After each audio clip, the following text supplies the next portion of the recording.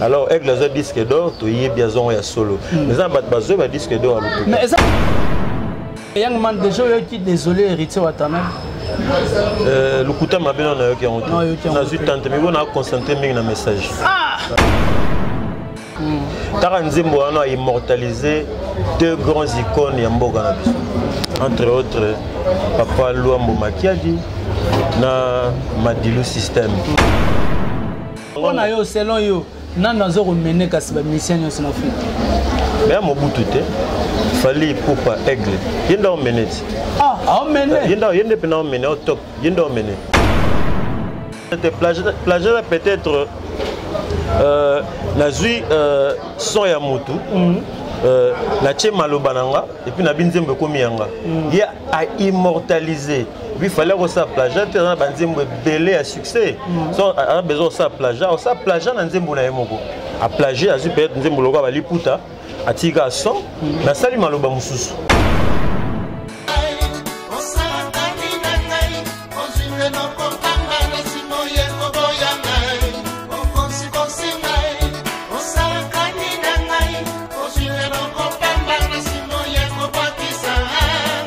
La première dame de la Cameroun, Chantal Dia. Mon palais de Mikili, Alobaki, Maman Ouvine, Moleka. Yemei, honorable, Papin Piana. Mon atier, Botalelanga.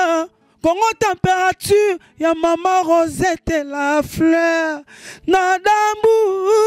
Congo température, et yena mo pepe asika, ya tobina e Congo température, et yena mo pepe asika, ya tobina e Congo température. Merci beaucoup, vous suivez Congo Température, ça dépend de l'heure à laquelle vous me captez partout dans le monde entier. Otoloba Congo Température, vitesse au wapi, message ya Fally Ipupa, Batubaleli, est-ce que ba fanatique ya Fally Ipupa, o ba Warriors, bango nyonso ba sepeli na message ou pas? Parce que tous les appels par-ci par-là, les gens disent que non, Fally a trahir. Fallait à décevoir Bafan. Est-ce que c'est vrai ou faux? Merci beaucoup à le tout-puissant champion Wadol depuis La Rochelle. Pourquoi pas à Drisha Motomètre Bébazibé, Tchafouin au Monango. Pourquoi pas à 3L Magique, Lotis Longue, Loufoten, Daya Rosian, La Taylor, Beloti Ilunga. Grande dame depuis Loufou. Pourquoi pas à mon président Bruno Loubi Kambon, à propre Sandra Wangata, Maman Petit Bon Junior et Broly. Match, pourquoi pas Anthony Chimanga, Zolanda Bisso, vraiment ça, scotché, bronché, au fan vraiment à Congo Température. Moi, héritier Iboula, je reçois pour vous. Je reçois pour vous, Young Man Otto Betani Masolo. Bonjour, Young Man. Bonjour, Mouyaga Solo Solo. Voilà, je suis là. Moi, Nantsukana Bangonia, c'est Mouyaga Solo Solo. Batba Hollanda, Batba CP, la première analyse. Merci. Malgré vous, vous êtes dans moi, mais quand même, ça va. Voilà, mais maintenant ça va. C'est bon. C'est bon. C'est bon. Naibité bapel les côtes bat baignon en terre. Na suka ba message mais on a benga mité. Na ba komeli o kaka. Ba komeli ngaka. Ba lobi que non très bien analyse plutôt. Babi correct. Correct. Voilà, merci beaucoup tozana Young Man to so. Na Young Man to kene tout droit bi. Fallait Ipupa abimisa biso message bapel yé. Bah comme les bisous pe message va dire que Fally Ipupa a trahir ba fan naé par rapport au pissoana et ça vraiment ma capacité n'enga ba yebeli Fally Ipupa héritier Iboula de onangaye omoni moni nzembo nzembo bazwa temps oyo ka faut temps oyo ka nzembo comprendre moi là Fally a sali ba ba kiti mais kiti te Kota na kati ya nzembo comprendre nzembo moi organiser moko ve quadre salaki ba esclave ezaka ba aider moko yembi ba jaloux viembe ba esclave entre autres ezaka ba jaloux bato ba musana bango ezalaka koloba ba kombo ya bato to makambo ya bato sans que batinda ye mais na ndenga mabesi ko vous comprenez ça à peu près bandé moko mais nga mono correct n'habite sur mono mabe na ndenge nini yo mono correct par rapport ba bi banzemba Fally le bi mara Fally na ba 2 jours abeta ba 1 million de vies ba moni que fallait ba 1 million de vies ezali souté fallait comment ça là ba 554 000 vies na 2 jours héritier Ibula omoni tant atteint dans la maman message bimi ya combien de jours il y a 2 jours 2 jours déjà 2 jours car mais toi tu attends toi on a 2 jours moi je nzembo na 2 jours ndeko je nzembo na 2 jours tara nzembo wana immortaliser 2 grands icônes ya mboka na biso entre autres Papa Luambo Makiadi na Madilu System azui son ba beta nzembo non a salengo à sa manière ti moi pilipili ti moi tomate na mais nga moni lubongo eza kitoko et lubongo eza kitoko mais ça ba plagiat bon plagiat te so bengi plagiat pourquoi toko ba plagiat pour ce moni nzembo wana oyiba nzembo vibrator c'est moi vibrator ayembeli non ayembeli tête te ayembelaki bonzembo na liboso tant basali eloko na bango to balongwe pa Fabregas asala kanyaka asali nzembo mo boye kanyaka après kanyaka chose étonnante motolela sourire comme il est lokolela rythmique wana don de Dieu rythmique wana mais ça la note so que pas vu dans quadre 10 000 fois champion nzembo na sala na ser na biso sindi leke na kokokate kozanga eloko motema lingaka o mama ye ezaka note eza plagiat so na zio eloko mutu pona immortaliser alors que na sala ngo à ma manière eza plagiat peut-être na zui son ya mutu la tché malobananga et puis na binzembo komi yanga il a immortalisé il fallait que ça plagiat dans banzembo belé à succès so a besoin ça plagiat na nzembo na yemoko a plagiat a peut-être nzembo loko ba liputa atika son na sali maloba mususu a immortaliser ba grand pour nanga ko to coup de chapeau na king donc bravo bravo na king donc ça musala mo ya bien tokos mais totali fait rigolo bimisa regarde-moi awa sangwe panzani ya ibiso ya batu ya nani et plutôt fait rigolo nzembo oneza zulema fait rigolo ayiba nzembo gâteau bivens fait rigolo sala boy babiloko moko ya bongo mais comment siko différence ezalaka entre Fally Ipupa so sala le romobo les gens ne le critiquent pas mais les gens critiquent beaucoup fait rigolo baga critica mingi ferré et que Fally alors maintenant na mon les confusion de ta part voilà nga mon a Fally que tu as beaucoup plus critiqué par rapport mais yango ka exemple ya liboso yango asali message boto lo belani voilà to vana to bela message na message to lo belango par rapport ya son wana mais kota la faire rigolo ta bimisi regarde moi za ki kita ozomona bon moi en tout cas on a répondre au gars boy mon album récent a Fally album récent où ça succès mikolo obitongo bimagi bato a critiquer yango Fally ma tour et logo te mais to tikela on ga temps to wani ko consommer et puis le yo mo bi flamme ngoti yo mo bi flamme ngo même Moïse na caméra ko contredire ngate obi flamme ngo donc to tika temps moi logo bachelo na mesa na desu mama lambi wandoka tsunga bien te mais tant bachelo na table bandi ko lia luto liboso ya mibale ya misatu omona ke dama zango ezaki na ngwelende yo lia na bongo comprendre mais siko to kenema par rapport ya ba vie parce que musique na biso lelo comment robeta makaka ba vie mais ko tala siko na ba vie récemment na ba vie au Fally zo sala na ba vie au Fally ou te ko sala na le téléphone ezo correspondre to rolo basiko o ezana ba vraie vie bon ba faux vie na ba vraie vie to yebi yango to mona ba disque d'or lukuta ba 100 000 exemplaires ba pesa disque d'or ba pesa nani oza les na plateau nanga loba bimisa biloko chauffer le rôle à recha 4 plaques bimisa ba plat batu ba sepela mwana nsuka na bango omoni ndeko na tanga ba kombo batu ba sala disque d'or omoni biso tolanda toujours idéologie ya grand prêtre Fally Ipupa Aigle donc tobela mingi na mito ndeso ya mbinga po tobela mingi masolo ya Aigle alors Aigle za disque d'or to yebi azongo ya solo mais ça bat bazo ba disque d'or mais eza pour mte tanga ba kombo na bango ozali te ba ebele batna parler na bango te batna parler na ba comprendre te nga na ebité batna parler ba comprendre ba o ba wera bazwe za rapper tenga na ebité mais na biki ya fali za solo ya fali ka nem geza solo ya solo et puis ya quadre ya solo abeton so 2 3 4 ya solo vraiment ba na parler ba comprendre na loba na otanga komba mututé na otanga komba aigle oyende na minute au prêtre mo ba vi wana héritier Ibula to tikela ngotan yo bi falit o bi prêtre wana nga solo la o bi nga sara boulot na to tikela message temps ba ba kota kala mingi te kaka na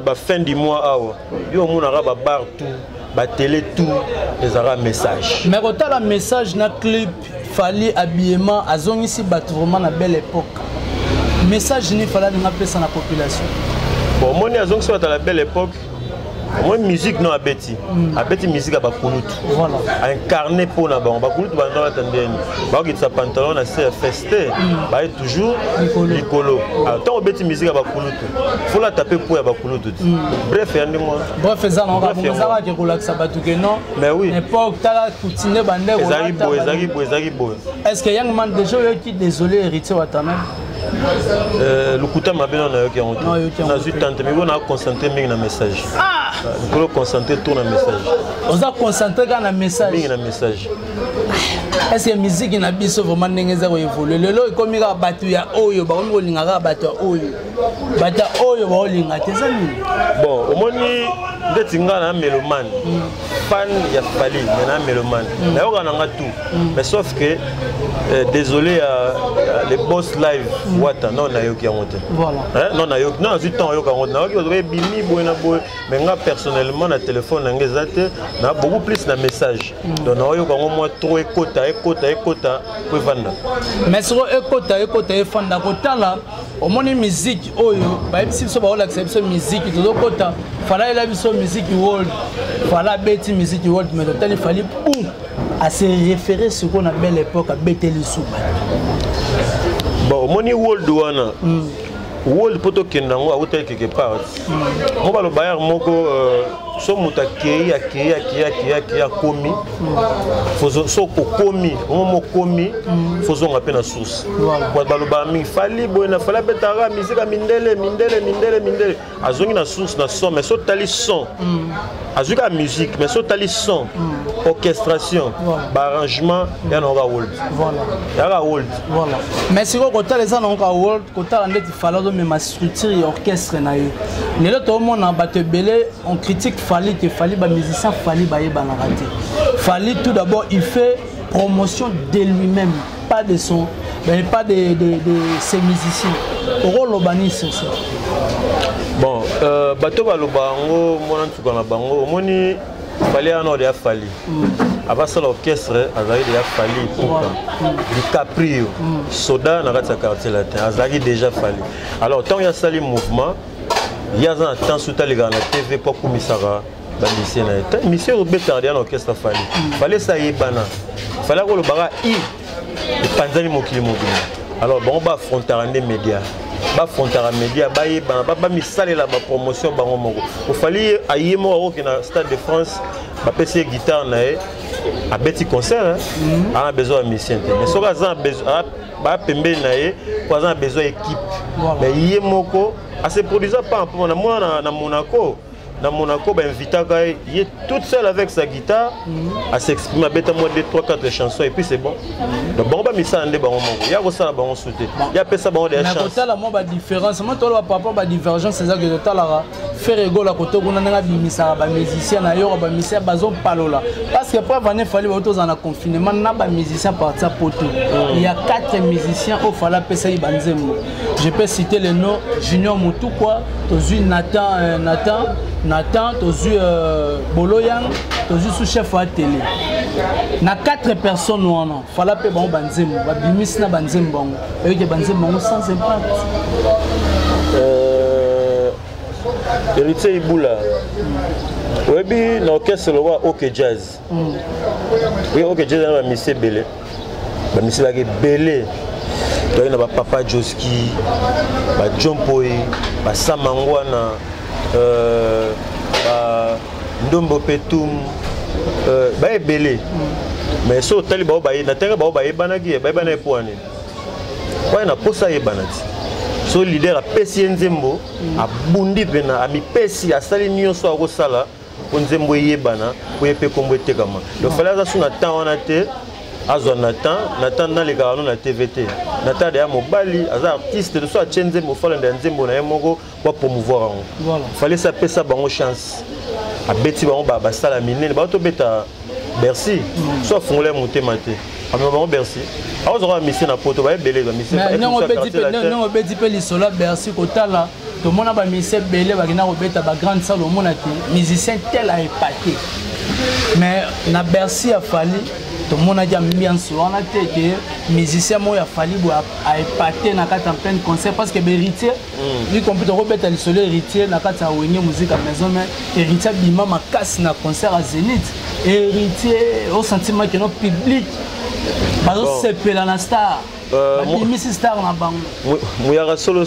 moni structure ba orchestre ko kana te voilà héritier qui na maison mère moni fallait out na quartier latin moni dans quartier latin ba yemba ndé moi trop ya kuni ya mingi mamba ko yemba ko bine na deuxième position mais mingi ko yemba total il fallait me na matina podium à Bercy donc tant au bine tant monsieur zaka moi 30 minutes 4 heures du temps zaka banzembo na banzembo kaka banzembo na banzembo vous comprenez donc soit Kitty ba boya bon linga foi moi zalaka donc c'est tout à fait normal mais c'est moi épaté bon tout ça est boulot correct hein tout. Voilà, merci beaucoup Bozola Nabiso partout dans le monde entier Nabite Boza tellement belé hein Titani la Christelle pourquoi pas à maman Rosette la Fleur Bambour Young Man makanda tomo chité vraiment l'émission Nabiso Mokola lelo bato balandio ba fan oya fali pourquoi bolando partout dans le monde entier okoye bisa bango nini par rapport ya message et puis na souka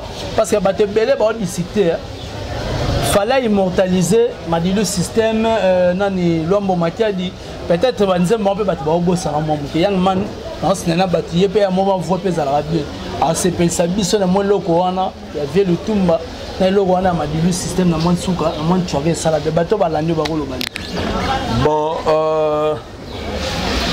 ndeko héritier moi en tout cas bon moi on va critiquer message boy na boy maintenant le bateau a temps et reconsommer là nous c'est là tout nangai malheureusement tout n'était nous c'est là tout nangai là on mené ba mission lelo en Afrique mais à tout n'était mais il bani na tout n'était c'est pas qu'on a yo selon yo na nazo mené kasi ba mission en Afrique mais à Mobutu te fallait pour pas aigle yenda mené ah mené yenda pena mené au top yenda mené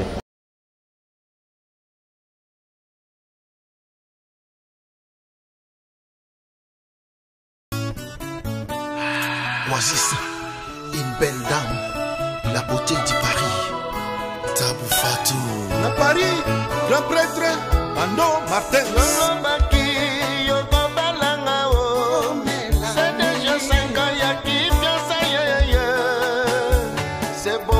C'est beaucoup, et puis si bamboula wana, c'est la cancela, Boyo balanga, Thomas Biala, venanga bandali ndo meni. Ah, ono sele ki bandali. Te ki bandali ka non te me. Makambo soto bani mama ki bandalo yo. Soto bani mama ki bandalo. Yenda meni. Ah meni. Yenda meni, apena. Ça va ba retenir ni na passage là. Bon.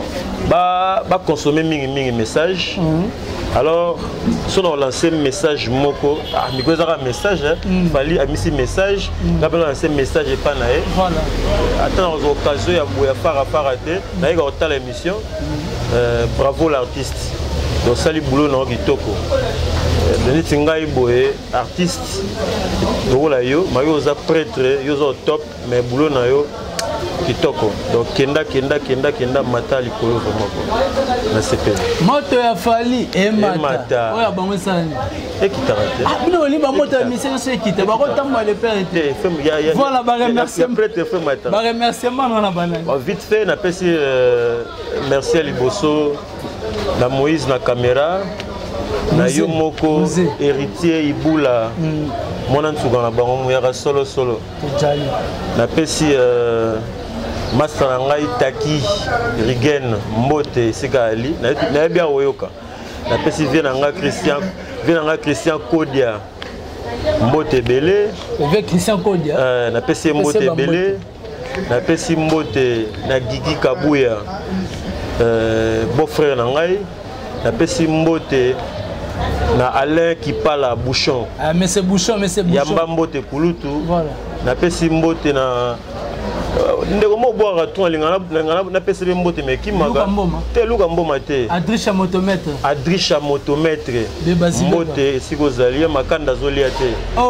Na besoin melata mai. Héritier ebula sombelinga mai te. Adrisha motomètre bebazi beba. Bana tout ya Congo bandeko bayaya baleki ba papa Kin Matadi Bandundu Poto. Merci.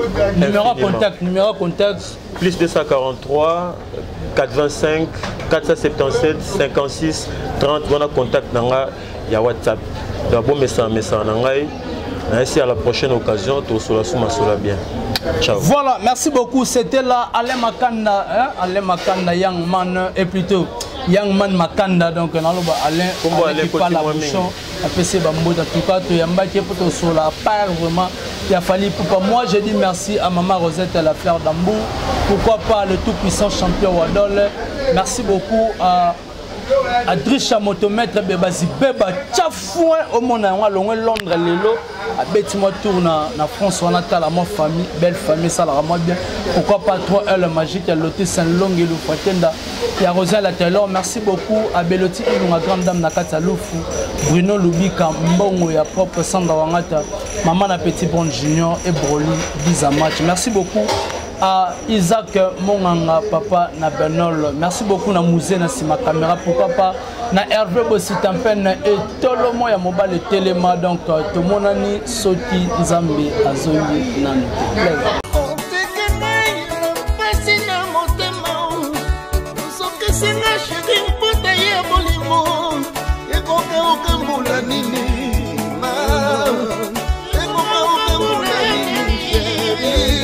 Bébé Mouchanga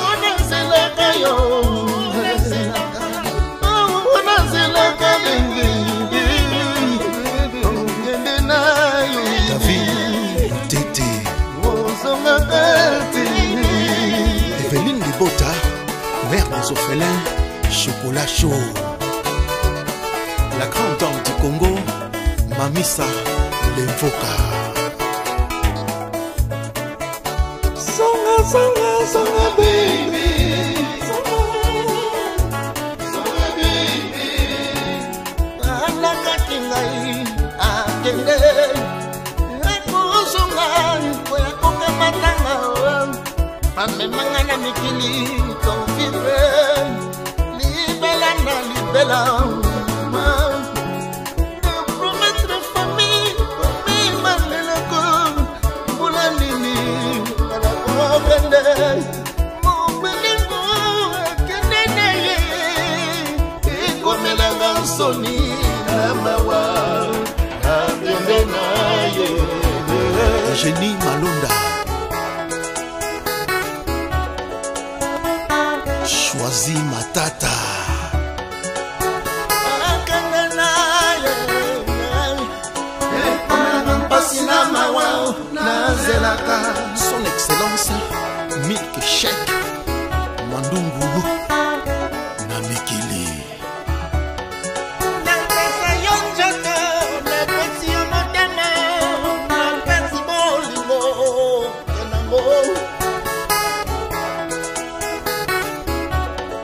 Lembingazor Bokema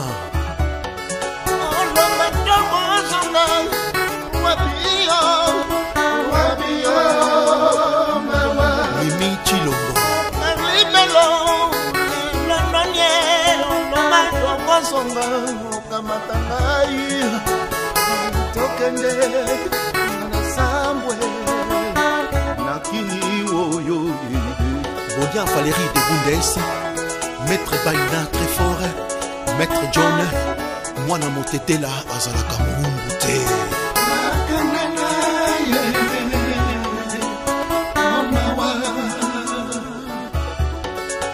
la fleur rose Kinisi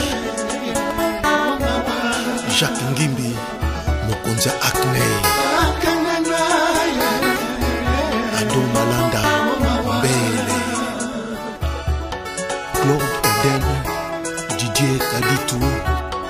Boss Kalou Charlie Schengen, le grand prêtre Rémi Makuntima.